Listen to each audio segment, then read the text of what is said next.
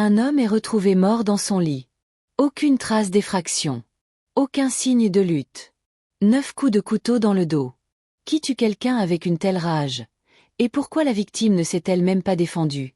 Bienvenue dans l'univers glacial du polar suédois, où la vérité se cache derrière les façades impeccables de la société moderne. Aujourd'hui, nous plongeons dans Stockholm de Sinaï, ou Roseanna en version originale, le premier roman de la série culte Martin Beck, écrit par le duo légendaire Emma-Gis Joal et Per Wallø. Ce livre a révolutionné le genre policier dans les années 60, et vous allez comprendre pourquoi dans les prochaines minutes. Restez avec moi, car ce meurtre va nous emmener bien plus loin qu'une simple enquête criminelle. Publié en 1965, Roseanna n'est pas qu'un simple roman policier. C'est le premier volume d'une série de 10 romans que Joal et Wallø ont méticuleusement planifié comme une décennie de critique sociale. Leur ambition: utiliser le roman policier comme un scalpel pour disséquer la société suédoise moderne. À l'époque, la Suède était considérée comme un modèle de société-providence, un paradis social-démocrate. Mais derrière cette façade parfaite, nos auteurs voyaient les fissures, la bureaucratie déshumanisante, l'aliénation urbaine, la solitude dans la masse. Le commissaire Martin Beck devient leur porte-voix, un homme fatigué, désabusé, piégé dans un mariage morne, travaillant pour une police qui ressemble de plus en plus à une machine administrative. C'est un anti-héros parfait pour une époque qui commence à douter de ses certitudes. Notre histoire commence en juin, sur les rives paisibles du canal de Gotha. Des écluses, des bateaux de plaisance, des touristes insouciants, et soudain, un corps remonte à la surface. Une jeune femme, nue, étranglée. Morte depuis environ 2 mois. L'identification prend des semaines. Quand on découvre enfin son identité, Roseanna McGraw, une touriste américaine, l'enquête semble désespérée. Comment retrouver le meurtrier d'une inconnue qui n'a passé que quelques jours en Suède? Martin Beck, chef de la brigade criminelle de Stockholm, prend l'affaire en main. Mais ce n'est pas le détective brillant et charismatique des romans traditionnels. Beck est méthodique, patient, obstiné. Il accumule les détails, les témoignages, les petits indices insignifiants. Il voyage jusqu'aux États-Unis pour reconstituer la vie de la victime. L'enquête le mène sur un bateau de croisière, le Diana, qui naviguait sur le canal au moment du meurtre. Parmi les passagers et l'équipage, quelqu'un sait. Quelqu'un a vu. Quelqu'un a tué. Martin Beck est le cœur battant de cette série. 42 ans, marié sans passion à un gars, père de 2 enfants qu'il connaît à peine. Il souffre de l'estomac, déteste son appartement exigu, et trouve son seul réconfort dans le travail. Il n'est ni particulièrement séduisant, ni exceptionnellement intelligent, il est simplement tenace, méthodique, humain. Lennart Kollberg, son adjoint, est son contraire complémentaire. Plus jeune, plus optimiste, physiquement imposant mais doux de caractère. Il déteste la violence et porte des armes avec réticence. Leur duo fonctionne parce qu'ils se complètent sans rivaliser. Roseanna McGraw reste une énigme même après sa mort. Célibataire de 32 ans, bibliothécaire dans le Nebraska, elle avait économisé pour ce voyage en Europe. Solitaire, un peu naïve peut-être, à la recherche de quelque chose qu'elle n'a jamais trouvé, sauf la mort dans les eaux troubles d'un canal suédois. Le meurtrier, dont je ne révélerai pas l'identité, est lui-même un produit de la société moderne. Ni monstre, ni psychopathe flamboyant, mais un homme ordinaire dont la violence éclate dans un moment de frustration et de rage contenue. Ce qui rend ce roman révolutionnaire, c'est son réalisme méticuleux. Pas de révélation soudaine, pas d'intuition géniale. Juste un travail policier laborieux, répétitif, souvent frustrant. Beck et son équipe interrogent des centaines de passagers. Ils compilent des listes. Ils vérifient des alibis. Ils attendent les résultats de laboratoire. L'enquête piétine pendant des mois. Le public et la hiérarchie s'impatientent. Le tournant vient d'un détail infime, une référence dans le journal intime de Roseanna à un homme rencontré sur le bateau. Un homme qui semblait gentil, attentionné, jusqu'à ce qu'il ne le soit plus. Pour piéger le suspect, Beck et Kollberg montent une opération audacieuse. Ils utilisent une jeune policière comme appât, reproduisant exactement les circonstances de la première rencontre. C'est dangereux, moralement discutable, mais nécessaire. Cette scène finale, la traque sur un autre bateau de croisière, est d'une tension insoutenable. Pas d'action hollywoodienne, mais une attente angoissante, le sentiment que tout peut basculer à chaque instant. La solitude moderne imprègne chaque page. Roseanna était seule dans sa petite ville américaine. Le meurtrier est seul malgré son mariage. Beck est seul au milieu de sa famille. Tous ces gens vivent dans des sociétés modernes, organisées, civilisées, et tous sont fondamentalement isolés. La critique du modèle suédois est omniprésente mais subtile. La police est bureaucratique, inefficace, obsédée par les procédures. Les politiciens s'inquiètent plus de l'image publique que de la justice. Le système de santé, le système éducatif, tout fonctionne, mais déshumanise. La violence ordinaire fascine Sjoal et Walleux. Le meurtrier n'est pas un tueur en série, pas un génie du mal. C'est quelqu'un qui aurait pu être notre voisin, notre collègue. Sa violence est le symptôme d'une société qui réprime les émotions, qui isole les individus, qui crée des pressions insoutenables sous un vernis de normalité. Le style de Sjoal et Walleux est d'une sobriété radicale. Phrases courtes, descriptions minimales, dialogues réalistes. Ils écrivent comme des journalistes, comme des documentaristes. Chaque détail compte, rien n'est là pour le spectacle. Cette économie de moyens rend l'histoire encore plus troublante. Quand la violence surgit, elle est d'autant plus choquante qu'elle n'est pas dramatisée, pas esthétisée. Elle est brute, sale, triste. Le couple d'auteurs travaillait avec une méthode unique. Ils planifiaient chaque livre ensemble, puis chacun écrivait des chapitres alternés. M.A.J. Sjoal, journaliste et graphiste, apportait son sens du détail visuel et son observation sociale. Per Walleux, poète et militant de gauche, insufflait la critique politique et la profondeur psychologique. Leur collaboration a duré 10 ans, exactement le temps de leur série de 10 romans. Quand elle s'est terminée, ils ont cessé d'écrire ensemble.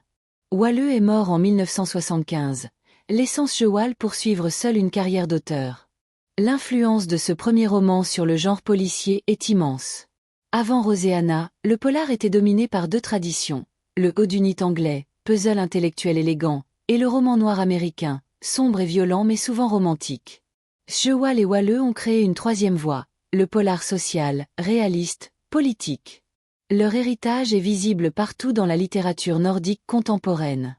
Henning Mankell et son inspecteur Wallander sont les héritiers directs de Martin Beck. Stieg Larsson et sa trilogie Millennium doivent tout à la tradition critique de Sjoal et Walleux. J.O. Nesbø, Camilla Läckberg, Arnaldur Indridason, tous ces auteurs qui ont fait du nordique noir un phénomène mondial marchent dans les pas tracés en 1965. Même au-delà de la Scandinavie, le roman policier a changé. La série télévisée The Wire, avec son portrait impitoyable de Baltimore et de ses institutions défaillantes, est spirituellement fille de Martin Beck. Les polars français contemporains, plus sombres et socialement engagés, ont été influencés par cette révolution nordique. Le canal de Göta existe vraiment, serpentant à travers la Suède sur près de 200 km. C'est une merveille d'ingénierie du XIXe siècle, avec ses écluses pittoresques et ses paysages bucoliques. Les bateaux de croisière y naviguent toujours, transportant des touristes qui admirent les forêts de pins et les petits villages. Mais après avoir lu Roseanna, on ne peut plus voir ces eaux paisibles de la même manière. Elles cachent des secrets, des violences, des tragédies que la beauté du paysage rend encore plus troublantes. Stockholm, dans ce roman, n'est pas la carte postale touristique. C'est une ville moderne, fonctionnelle, un peu froide. Les appartements sont petits et standardisés. Les bureaux de police sentent le café réchauffé et la paperasse. Les rues sont propres, ordonnées, mais anonymes. Beck traverse cette ville comme un fantôme, observant la comédie sociale sans vraiment y participer. La Suède des années 60 vivait son âge d'or. L'économie prospérait, l'État-providence se développait, le niveau de vie augmentait spectaculairement. La social-démocratie suédoise était admirée dans le monde entier comme un modèle de 3e voie entre capitalisme et socialisme. Mais Sjoal et Walleux, tous 2 membres du Parti communiste, voyaient les failles de ce système. Ils dénonçaient la conformité sociale, la surveillance bureaucratique, l'aliénation du travail moderne. Leur critique n'était pas réactionnaire, au contraire. Ils estimaient que la social-démocratie n'allait pas assez loin, qu'elle créait une société matériellement confortable mais spirituellement vide. Le roman policier leur permettait d'exprimer ces idées sans être didactique, en montrant plutôt qu'en expliquant. Le personnage de Roseanna McGraw mérite qu'on s'y attarde.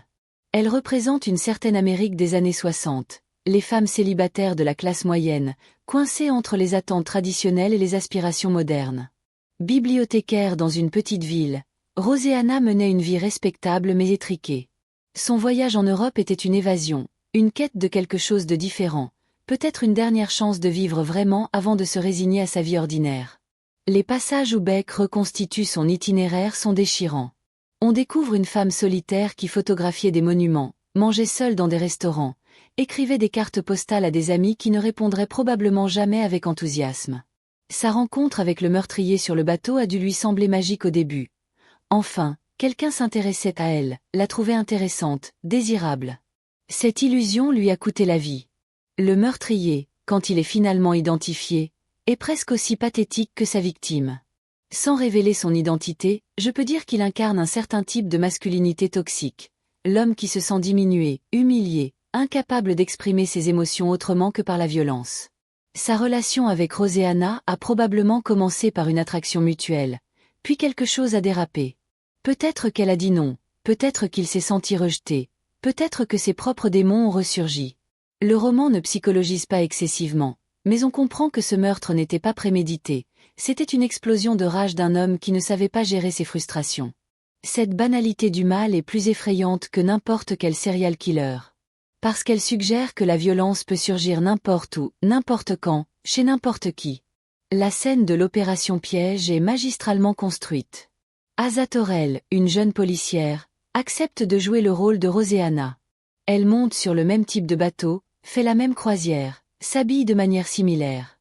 L'équipe de Beck est dispersée parmi les passagers et l'équipage, surveillant, attendant. Le suspect est là aussi, et ils savent qu'il va tenter quelque chose. Mais quand? Comment? La tension monte progressivement. Asa doit jouer son rôle, engager la conversation, se rendre vulnérable. Elle a peur, c'est évident, mais elle est professionnelle. Beck et Kohlberg sont terrifiés à l'idée qu'ils utilisent cette jeune femme comme appât, qu'ils risquent sa vie. Cette ambiguïté morale, le fait que la police doive parfois employer des méthodes discutables pour arrêter un criminel, est typique de l'approche nuancée de Shewal et Walleux. Il n'y a pas de héros pur, pas de victoire sans compromis. La vie privée de Martin Beck est aussi importante que l'enquête. Son mariage avec un gars est mort depuis longtemps, mais il continue par habitude, par peur du changement, pour les enfants. Les scènes domestiques sont douloureuses, les dîners silencieux, les conversations superficielles, le sentiment d'être un étranger dans sa propre maison. Beck préfère rester au bureau, même quand il n'y a rien d'urgent à faire. Le travail est devenu son refuge, son identité. Sans lui, il ne sait pas qui il est. Cette aliénation professionnelle, cette confusion entre vie privée et vie professionnelle au détriment de la première, est un thème récurrent dans la série. Beck s'améliore comme policier au fil des romans, mais sa vie personnelle reste un désastre. Le succès professionnel ne compense pas l'échec intime. Kohlberg offre un contraste intéressant. Plus équilibré, il a une relation amoureuse saine, des hobbies en dehors du travail. Il voit la police comme un métier, pas comme une vocation totale. Cette différence de perspective crée parfois des tensions, mais elle enrichit aussi leur collaboration. Kohlberg rappelle à Beck qu'il existe une vie en dehors des crimes, des victimes et des meurtriers. Mais Beck semble incapable d'y accéder. C'est comme si le poids de toute la violence, de toute la misère humaine qu'il côtoie quotidiennement, l'avait coupé de la possibilité du bonheur simple. Le style narratif alterne entre plusieurs perspectives. Nous suivons principalement Beck, mais aussi Kohlberg, d'autres policiers, et parfois des témoins ou des suspects. Cette technique du point de vue multiple donne une vision kaléidoscopique de l'enquête. On voit comment l'information circule, comment les malentendus se créent, comment les petits détails négligés par un enquêteur peuvent être cruciaux pour un autre. C'est aussi une métaphore de la société moderne. Nous vivons tous côte à côte, mais chacun dans sa bulle, avec sa perspective limitée. La vérité émerge seulement quand ces perspectives multiples sont assemblées, comme les pièces d'un puzzle. L'écriture de Shewal et Walleux évite soigneusement tous les clichés du genre. Pas de scène d'action spectaculaire, pas de poursuite en voiture, pas de fusillade finale. La violence, quand elle apparaît, est brève, brutale, déprimante. Le meurtre de Roseanna n'est pas décrit en détail gore, mais son horreur est palpable à travers les rapports d'autopsie clinique et les réactions des policiers. De même, la capture du meurtrier n'est pas glorifiée. C'est un moment de soulagement mêlé de tristesse, la conscience que résoudre ce crime ne ramènera pas Roseanna, ne guérira pas les blessures de sa famille, ne changera rien fondamentalement au monde qui a produit cette tragédie. Un aspect souvent négligé du roman est son traitement de la bureaucratie. Les enquêteurs passent autant de temps à remplir des formulaires, à justifier leurs frais, à négocier avec leur hiérarchie qu'à enquêter réellement. Beck doit constamment se battre pour obtenir des ressources, pour continuer l'investigation quand ses supérieurs voudraient classer l'affaire. Cette friction entre la nécessité de la justice et les contraintes administratives est frustrante pour Beck, et pour le lecteur. Mais c'est aussi un portrait réaliste du fonctionnement des institutions modernes, où les règles et les procédures peuvent devenir des obstacles à leur propre mission. La dimension internationale de l'enquête ajoute une couche de complexité. Beck doit coordonner avec la police américaine, naviguer les différences culturelles, surmonter les barrières linguistiques et bureaucratiques. Son voyage au Nebraska pour interviewer la famille et les connaissances de Roseanna est révélateur. Il découvre un monde très différent de la Suède, plus chaleureux peut-être en surface, mais tout aussi conformiste, tout aussi étouffant pour ceux qui ne rentrent pas dans le moule. Roseanna, avec sa discrétion et sa solitude, était une marginale dans sa propre ville, une inadaptée qui rêvait d'ailleurs sans vraiment savoir ce qu'elle cherchait. Le titre original suédois, Roseanna, est simple et évocateur. Il humanise la victime, lui donne une identité au-delà du corps anonyme repêché dans le canal. C'est un choix délibéré des auteurs. Ce livre parle autant de la victime que du meurtrier ou des enquêteurs. Roseanna hante le récit, présente à travers les objets retrouvés dans ses bagages, les photos de son voyage, les témoignages de ceux qui l'ont croisée. Beck développe une sorte d'obsession pour elle, essayant de comprendre qui elle était, ce qu'elle ressentait, pourquoi elle a fait confiance au mauvais homme. Cette empathie du policier pour la victime devient presque une forme de communication posthume, un devoir moral de rendre justice non seulement juridiquement mais humainement. La critique littéraire a initialement été mitigée.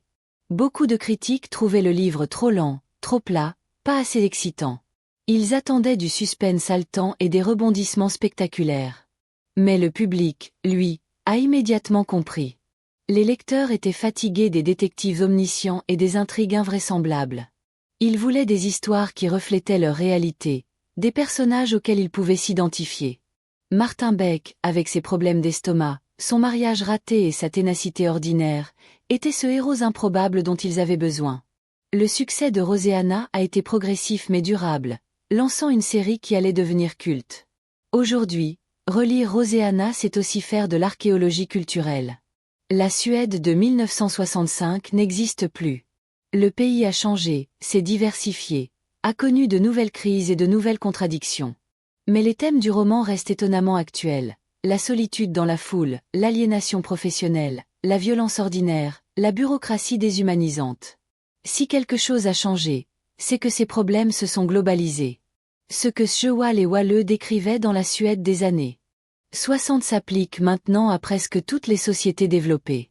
Leur critique locale est devenue universelle. Alors, pourquoi devriez-vous lire ce livre aujourd'hui, 60 ans après sa publication ? Parce qu'il a changé la manière dont nous racontons et comprenons les histoires criminelles.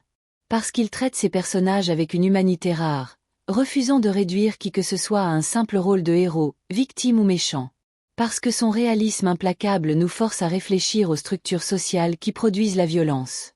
Et parce que, malgré sa sobriété, c'est un roman profondément émouvant, qui nous fait ressentir la fragilité de l'existence humaine, la facilité avec laquelle une vie peut basculer dans le tragique. Mais voici ma question finale, celle à laquelle je veux que vous réfléchissiez. Si Martin Beck vous interrogeait sur votre propre vie, sur vos choix, sur ce qui vous rend heureux ou malheureux, que lui répondriez-vous ? Seriez-vous, comme tant de personnages dans ce roman, incapable d'exprimer votre malaise ? Accepteriez-vous la médiocrité confortable plutôt que le risque de chercher quelque chose de plus authentique ? Roseanna a pris ce risque en partant en voyage, et cela lui a coûté la vie. Mais vivre prudemment dans une existence sans joie, est-ce vraiment vivre ? Si ce podcast vous a plu, si l'univers de Martin Beck vous intrigue, alors n'oubliez pas de vous abonner à notre chaîne. Nous continuerons à explorer les chefs-d'œuvre du polar nordique, ces romans qui nous parlent de nous-mêmes sous couvert d'enquête criminelle. Abonnez-vous, activez les notifications, et rejoignez notre communauté de lecteurs passionnés. Parce que chaque livre est une enquête, chaque lecture est une découverte, et chaque histoire nous apprend quelque chose sur le mystère qu'est la condition humaine. À très bientôt pour de nouvelles investigations littéraires.